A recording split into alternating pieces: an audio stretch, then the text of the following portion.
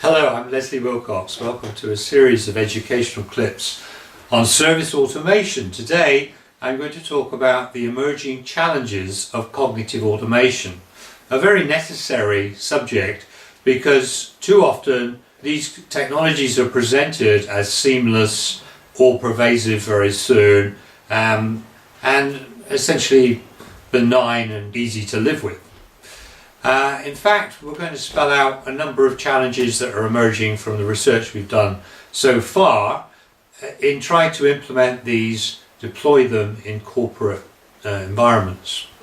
The first big challenge we would point to, and the diagram you're looking at is my co-author's diagram, Mary Lastu, who writes very eloquently and informatively about this in one of the chapters of our new book.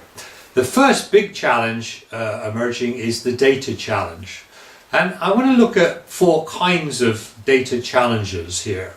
The first one is the difficult data challenge. Now, by difficult data, we mean data that is accurate and valid, but that is very hard for a machine to read. For example, a fuzzy image, unexpected data type, or a sophisticated natural language text. And of course, corporates are absolutely chock-a-block with those. The second data challenge is with dark data. Now, dark data we define in our book as unlocatable, untapped, or untagged. And we think that as much as 80% of an organization's data is in fact dark data, which creates real problems for cognitive automation.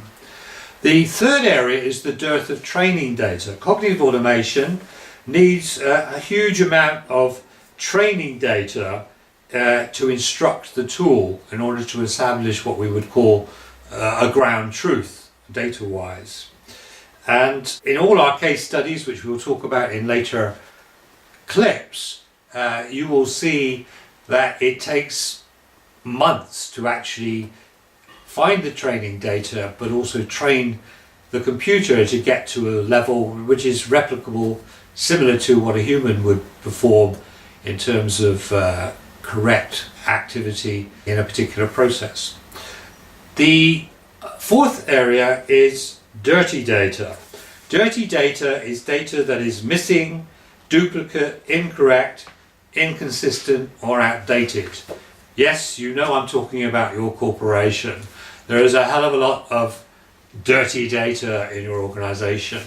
And one of the functions of cognitive automation, of course, is to clean out your data stables, your dirty data stables. But it is a major challenge that you need to confront. The second area I would talk about is the limitations of algorithms with cognitive automation. There's a real set of limitations with machine learning. One of the obvious is that it's highly dependent upon very good data. The second one is that algorithms tend to function very well for discrete uses, but they can't transfer the learning very easily, unlike human beings. In fact, Peter Voss, a researcher of this area, reckons there are at least 12 major limitations with machine learning. The second challenge that I would point to with algorithms is the limitations of the input process output metaphor when applied to the brain. If with cognitive automation you're trying to replicate what work the brain does, unfortunately the brain doesn't emerge as like a computer. It doesn't function like a computer. Although everyone likes to use the metaphor, it's a very misleading metaphor. Therefore, when people try to design cognitive automation using an IPO assumption about how the brain works, they invariably end up not designing something that replicates what the brain does. This is quite a big limitation in design. But the really big area in terms of emerging challenges is the technology embeddedness challenge.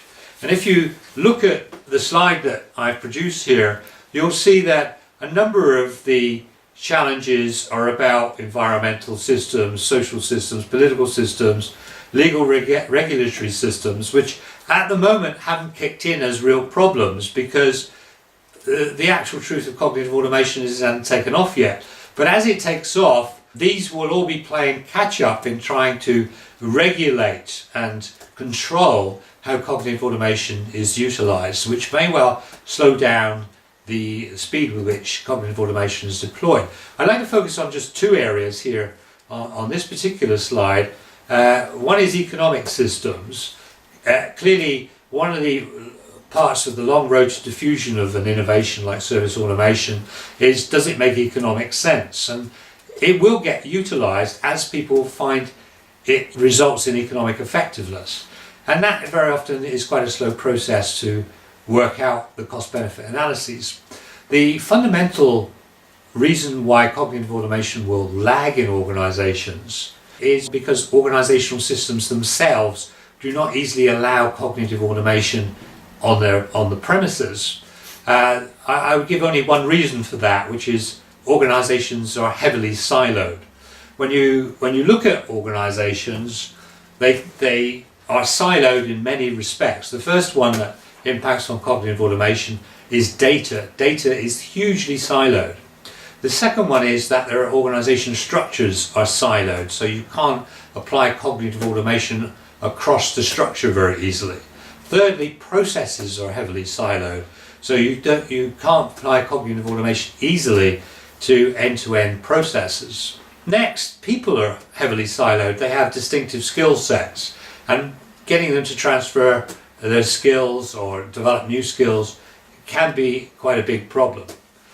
So these are some of the major silos that you find in organization that explains why cognitive automation is not easy to develop and deploy in the typical business organization.